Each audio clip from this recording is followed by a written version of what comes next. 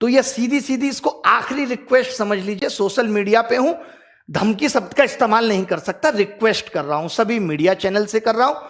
यशराज मुखौटे, तमाम तरीके के लोग जो बात बात पे गाने बनाते फिरते हैं, चीजों को वायरल करते हैं, मीडिया को ये दिखाने का वक्त मिल जाता है कि पौरी हो रही है, मीडिया को ये दिखाने का वक्त मिल जाता है रसोड़े में कौन तुम्हारा फूफा था, है जिसे देख के डर रहे थे तुम, और तुम्हें दिखाना जरूरी हो गया था। 25 फरवरी 11 तारीख को ट्वीट करना है।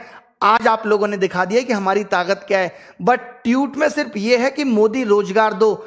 इस ट्वीट पे अगर सरकार, आप खुद बताओ, कल से ये ट्वीट चल रहा है, जब तो जरासी देश तो मिनिस्ट्री ऑफ होम अफेयर्स ने एक नोटिफिकेशन निकाल दिया था।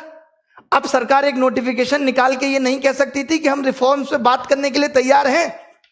मैं लीड करूंगा एसएससी को, ये मैं बोल रहा हूं, और बाकी के एग्जाम्स की प्रॉब्लम को भी मैंने ये सोच लिया है। ये स्टूडेंट्स से बात नहीं करनी, स्टूडेंट्स को हम रिप्रेजेंट कर रहे हैं, उसकी समस्या को हम समझते हैं। मैं कभी नहीं कहूंगा स्टूडेंट्स तुम आगे आओ, मैंने ये मुहिम उठाई है, मुझे साथ चाहिए आपका, हाथ जोड़ के।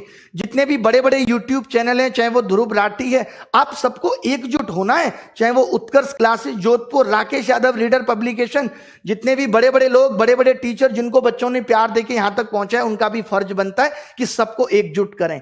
हमारा टारगेट ट्वीट का मोदी रोजगार दो तो है, बट इसके मायने बहुत बड़े हैं। जो हमारी मांगे थी उसको हम एक ट्वीट में नहीं सिमटा सकते थे। हमारा इस बात का मतलब है कि सरकार की नजर में जब ये आए तो सरकार पूछे समस्या क्या है, और फिर हम उनको समस्या बताएं कि इतनी समस्या है और इनको कितने दिन में आप खत्म कर दोगे, सॉल्व कर दोगे इनको। मुद्दा ये है। नहीं तो आज आपने देखा होगा पीएमओ ने अपने लाइक डिसलाइक बटन बंद कर दिए। मतलब अब राजा ये नहीं देखना चाहता कि हमारी वीडियो लाइक हो रही है डिसलाइक। मोदी जी के लास्ट वीडियो पे 2500 डिसलाइक है मात्र। शर्म करो, बस 2500। ऐसे कैसे काम चलेगा? कम से कम मिलियन में डिसलाइक भी करना है, मिलियन में डिसलाइक करना है, कमेंट करना है, वीडियो को रिपोर्ट करना है। सर देखिए, अब अगर ये आंदोलन हम सफलता इसमें नहीं ला सके तो मुझे नहीं लगता हम आगे ला पाएंगे। 5 दिन लिए, हर एक इंसान को जगा दो। अगर ये 5 दिन हमने ताकत लगा दी तो हम जीत कर रहेंगे, वरना ये आंदोलन भी मात्र टाइम पास बन के रह जाएगा।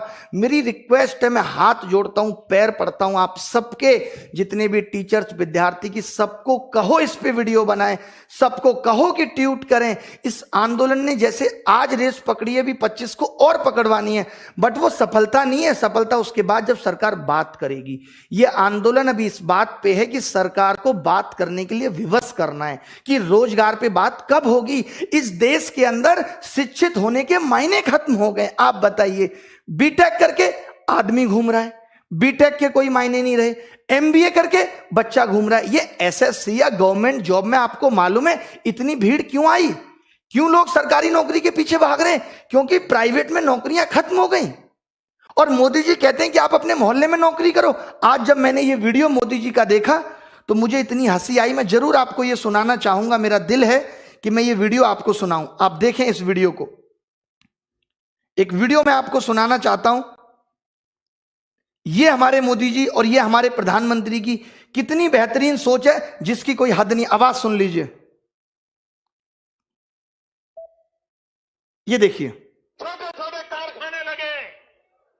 हर गांव गली मोहल्ले में रोजगारी का अवसर पैदा हो और नौजवान अपने ही इलाके में रोजगार कमाए, ताकि शाम को अपने माँ बाप के पास जाकर के बैठ सके, माँ बाप के साथ सुख दुख बांट सके, माँ बाप के साथ बैठ करके रूखी सूखी रोटी खा सके।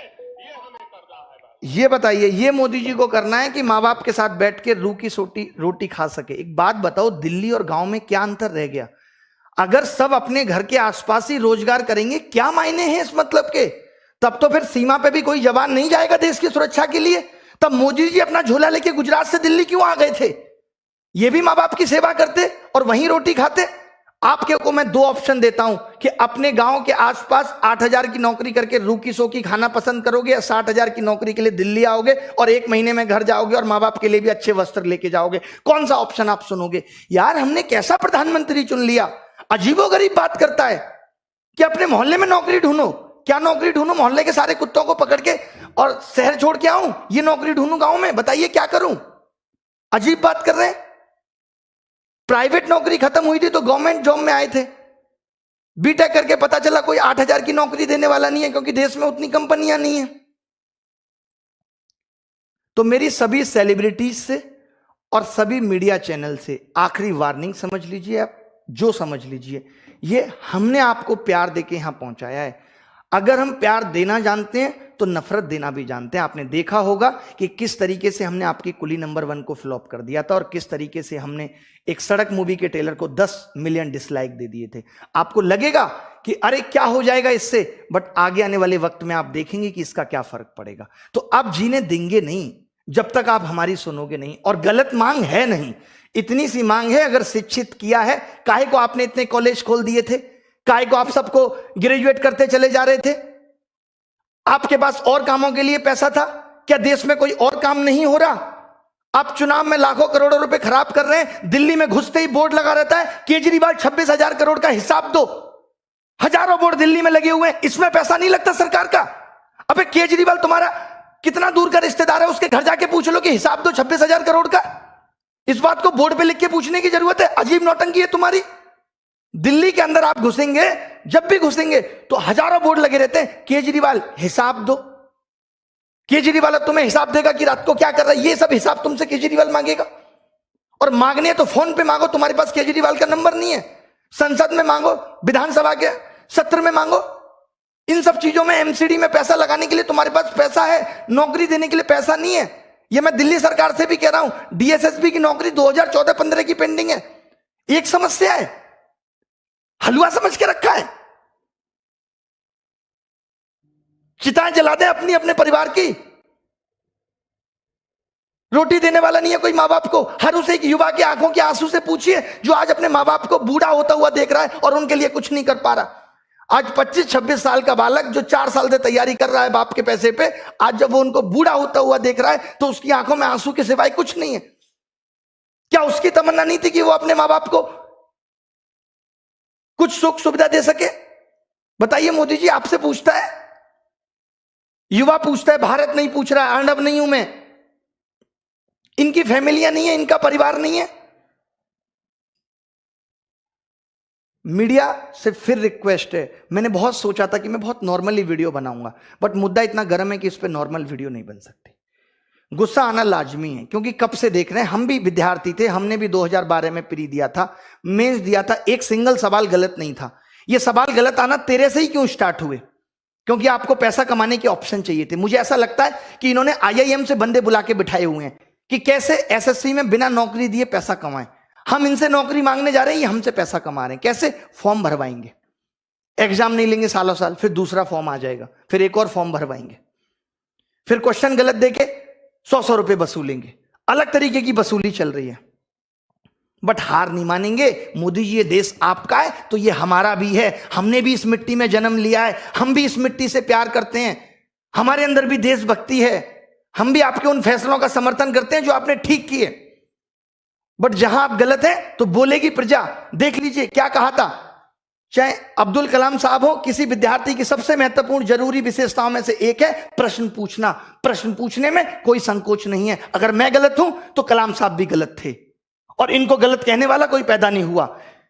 राष्ट्रीय युवा दिवस, स्वामी विवेकानंद जी ने भी कहा था, उठो जागो और तब तक मत रुको जब तक लक्ष्य की प्राप्ति ना हो जाए। तो रुकने वाले हम भी नहीं हैं। और ये प्रॉब्लम सिर्फ एसएससी की नहीं है, railway, bank, DSSB, UP police, MP police, हर एक एग्जाम की ये समस्या है कि इतना भ्रष्टाचार है, इतना भ्रष्टाचार है जिसकी कोई सीमा नहीं है। अरे करो, लिमिट में करो, 10%, 15% करो। तुम्हारे भी भतीजे, फूफे, चाचा के लड़के हैं, हम कह रहे हैं उनको भी नौकरी दो, बट बाकी तो कुछ फेयर करो हैं?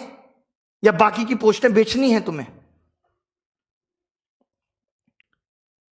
Don't take rest after your first victory. तो ये मत सोचिएगा कि आज अगर हमारा ट्वीट इतना ट्रेंड हो गया अब हम शांत हो जाते हैं।